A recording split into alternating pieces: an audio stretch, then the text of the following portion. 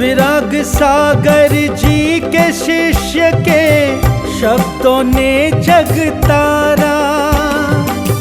ऐसे विशल्य सागर गुरु को शत शत नमन हमारा, शत शत नमन हमारा। विशल्य सागर जी तुम साना जग में कोई सहारा।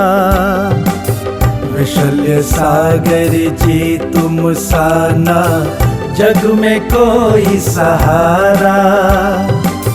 जिन वाणी चैनल कहता है धन्य है भाग्य हमारा, धन्य है भाग्य हमारा। ये रत्न नहीं है, ये कांच के टुकड़े थे, इसलिए कांच के टुकड़ों को हमने फेंक दिया। ये मेरी अज्ञानता थी, इतने समय तक हम कांच के टुकड़ों को संभाल करके रखे थे और उनको रत्न मान करके स्वीकार किया था। जैसे वो बालक कांच के टुकड़ों को रख करके बुद्धि में यही था कि रत्न हैं और संभाल करके रखा हुआ था, और पार की निगाही होने के बाद उन सबको फेंक देता है। यही तो ज्ञानी की पहचान है। रखना अज्ञानी की पहचान है और उनको परख करके फेंक देना नरेंद्र ज्ञानी की पहचान है। किसकी? ज्ञानी की पहचान है। देखो, ज्ञान इसका नाम है। अगर अभी भी हम जोड़ करके रखे हैं कांच को और फिर भी कह रहे हैं कि हम ज्ञानी हैं, तो नहीं। कांच क्या है? सुरेंद्र ज्ञानी क्या है? कांच कचरा है। क्या है? ओहो, जो हमारी अज्ञानता है, जिसके कारण हमने रख लिया। किसको? राग, द्वेष, ईर्षा, बेमनस्ता, क्रोध, मान, माया, लोभ, बुरी प्रकृतियां, बुरी प्रवृत्तियां, मान, घमंड, अहंकार, ये सब जो हमारे अंदर है, विपरीतता, अवमानना, गुरुओं की अवहेलना, गुरु आज्ञा का उल्लंघन, अनुशासन विहीनता, इनको अभी हम संभाल के रखे थे और इनको हम क्या समझ रहे थे? और ज्ञान होते ही ज्ञानी इन सबको बाहर फेंक देता है। क्या करता है? बाहर फेंक देता है और सजग पहरी बन जाता है। सजग पहरी बन जाता है कि नहीं, अब मैंने समझ लिया, अब मुझे कांच को नहीं जोड़ना। किसको? अब कांच को नहीं जोड़ना है। अब तो जो रत्न हैं, हीरे हैं, पहचान कर लिया। जो जो हीरे हैं उनको रख लो। क्या रखना है? आप तो पहचान है ना, हीरे को रख लेते ना, संभाल के रखते कि नहीं? हाँ, जीवन भी तो हीरा तुल्य है। क्या है? ये जीवन भी एक हीरा है, इसको संभाल करके रख लो। उस चेतन को हमें देखना है, वही तो देखना है, उसी की तो पहचान करना है। जैसे वो साधु राजा के लिए एक फल दिया करता था। क्या देता था? साधु राजा के लिए प्रतिदिन फल देता था, लेकिन राजा मंत्री को दे देता था और मंत्री एक स्थान पर रख देता था। ऐसे बहुत दिन व्यतीत हो गए ज्ञानियों, बैठ जाओ। बहुत दिन व्यतीत हो गए, फल को देखा ही नहीं। और जब एक दिन अचानक बहुत सारे फल जब कमरे में भरे पड़े हैं और वो फल जब सड़ने लगते हैं, पक कर के पिघल जाते हैं, बहने लगते हैं, तो उसमें से देखा, देख करके सम्राट आश्चर्यचकित रह गया। क्या देखा ज्ञानी? राजेश भैया क्या देखा सड़े आम के अंदर? क्या क्या देखा सड़े आम के अंदर? क्या था मनोज भैया? क्या था? कीड़ा। क्योंकि हम कीड़ा ही देख रहे हैं। जो देखना चाहिए वह हम नहीं देख पा रहे हैं। देखना चाहिए किसको? क्या था वहाँ दिलीप? तुम्हारे लिए क्या दिख रहा है उसमें?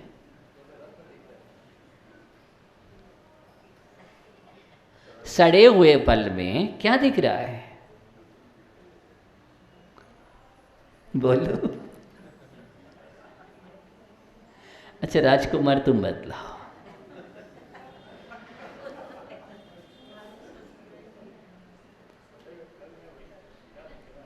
सड़े हुए फल में कीड़ा दिख रहा है। ओहो सुबोध ज्ञानी, तुम तो सुबोध हो, तुम ही बतला दो। होंगे, ये डाउट में बोल रहा है। अब बोले ये नहीं तो ये होंगे। लेकिन अब सुबोध है तो कहीं ना कहीं ज्ञान सही बोध चल गया। उसके अंदर सड़ा हुआ फल था, लेकिन उसके अंदर हीरे दिख रहे थे। प्रत्येक फल में एक रत्न चमक रहा था। क्या चमक रहा था? रत्न चमक रहा था। और जैसे ही फल देने के लिए साधु आया, सम्राट से कहा, सम्राट ने कहा बस बस अब मैं समझ गया, अब मैं समझ गया जो आप मुझे बोध देना चाहते हो, आज मुझे सुबोध हो गया, आज मुझे हो गया। साधु फल इसलिए दे रहा था कि राजा की आंखें खुल जाएं, आंखें खुल जाएं, दृष्टि खुल जाए। अभी हम क्या देख रहे हैं? कोई कीड़ा देख रहा है, कोई सड़ा फल देख रहा है ना? लेकिन जिस दिन तुम्हें उसके अंदर हीरा दिखने लग जाए, ये शरीर भी एक सड़े फल की तरह है। क्या है? इस शरीर भी एक सड़े फल की तरह है। लेकिन हम शरीर में यही देख रहे हैं, कभी कीड़ा लगता है, कभी शरीर अच्छा दिखता है। बस हमने जितनी भी दृष्टि फैलाई है इस शरीर के, अभी तक अंदर में नहीं पहुँचे, बाहर ही बाहर केंद्र तक नहीं पहुँच पाए। परिधि में चक्कर लगाते रहे और परिधि में ही घूमते रहे। अगर केंद्र को स्पर्श किया होता तो हमें हीरा दिखता। इस शरीर के अंदर चेतन स्वरूपी भगवान आत्मा है, वही तो हीरा है।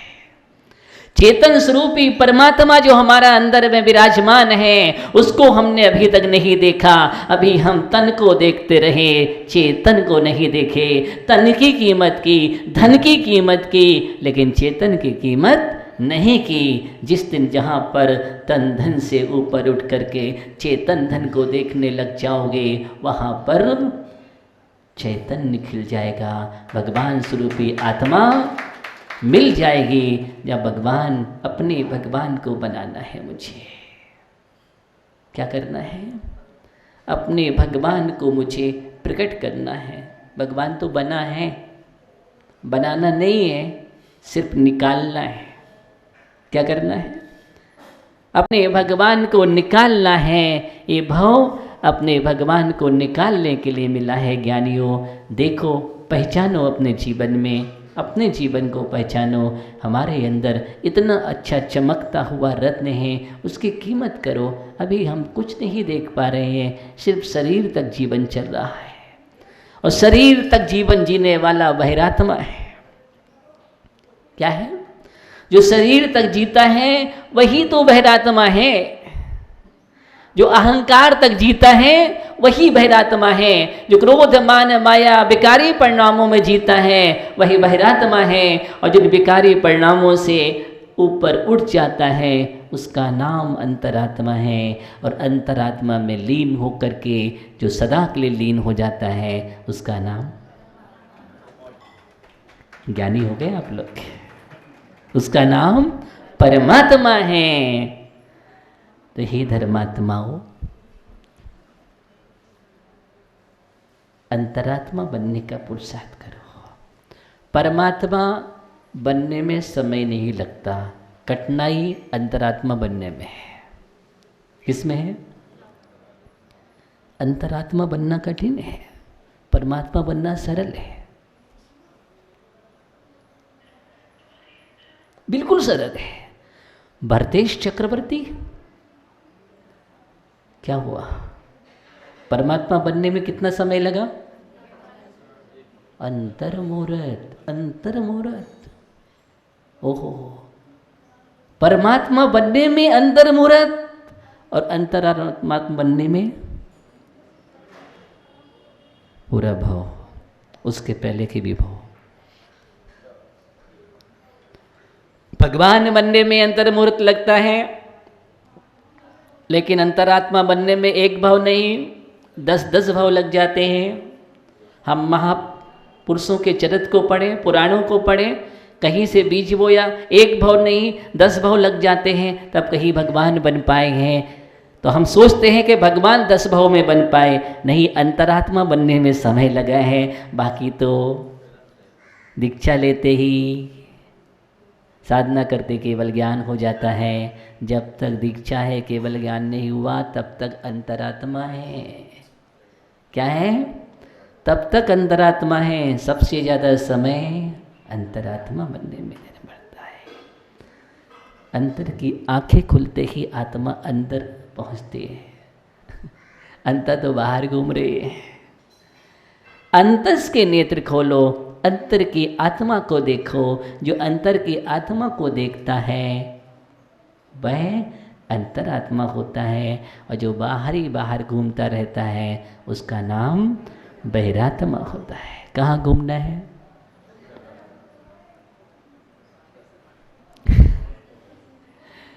अंदर घूमना है कि बाहर घूमना है? अरे जो बाहर घूमते रहते हैं, बहुत लोग ऐसे होते हैं जो समोषण के भी बाहर घूमते रहते हैं, समोषण में जाते हैं, कोई नृत्यशालाओं में घूम रहे हैं, कोई जल में कीड़ा कर रहे हैं। ध्यान रखना, लेकिन अंतरात्मा जो होता है ना, वो सीधा अंदर पहुंच जाता है श्री मंडप भूमि में। श्री मंडप भूमि में पहुंच जाता है, श्री जी के पास। कहाँ?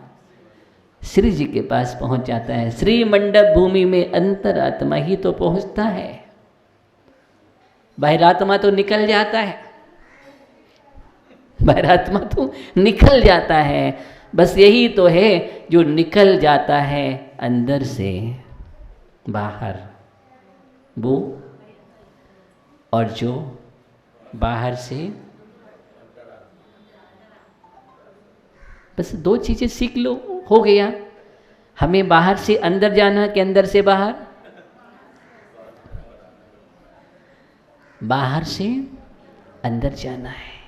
बाहर की उड़ान तो बहुत भरी है हमने, बहुत भरी है। कामना और वासना के पंख लगा करके पूरे आकाश में घूमते रहे, लेकिन मिला नहीं है कभी, कुछ भी नहीं मिला है, न और न छोर, कुछ भी नहीं। अब जीवन में होगा भोर। क्या होगा? भोर होगा। इसलिए हम इन पंखों की उड़ान ना भरें, अब तो हमें वापस लौटना है। क्या करना है? वापस लौटना है। पंछी लौटे नीड़ में। किसमें? अपने ही नीड़ में वापस आ जाओ। अपने में वापस आने का नाम परमात्मा का प्रगटीकरण है। अभी तक आत्माएं बाहर भटकती रहीं, और जिस दिन अपने में प्रवेश हो जाता है, समझ लेना उसका परमात्मा में प्रवेश हो गया। समझ लेना आपका अगर कल्पद्रुम समोषण महामंडल विधान जो होने जा रहा है, उसमें प्रवेश होना ही तो अंतरात्मा है। क्या है? प्रवेश होना अंतरात्मा है। और जो ना बिना प्रवेश के रहेंगी वो बाहर घूमेगी। इसलिए ऐसा कोई नहीं होना चाहिए जो उसमें प्रवेश ना करे। अब प्रवेश कई तरीके से कर सकते हैं, ध्यान रखना। प्रवेश बहुत तरीके से होते हैं, तन से, मन से, धन से, तन मन से, तन मन धन से, कई तरीके से हो सकते हैं, लेकिन प्रवेश होना चाहिए। अरे भक्ति का आनंद लो, बैठो, कोई दिक्कत नहीं। क्या करो? बैठो। अब कैसे भी बैठो, जो जिस शक्ति के अनुसार बैठ सकता है, लेकिन भक्ति नहीं छूटना चाहिए। इस बात का हम ध्यान रखें तो हम अपने जीवन में पहचानो कांच क्या है और हीरा क्या है। जो धूप में भी ठंडा रहे, हीरा, और जो बिना धूप के भी गर्म रहे, समझ लो, बिना धूप के भी गर्म होता है, धूप में तो गर्म होना ही है। इसलिए हमें ऐसे नहीं बनना है, हमें तो हीरा बनना है। हीरे को पहचानो, बस इसी भावना के साथ अपने जीवन के लक्ष्य बनाओ। हम हीरा बने कांच ना। ओम नमः शिवाय।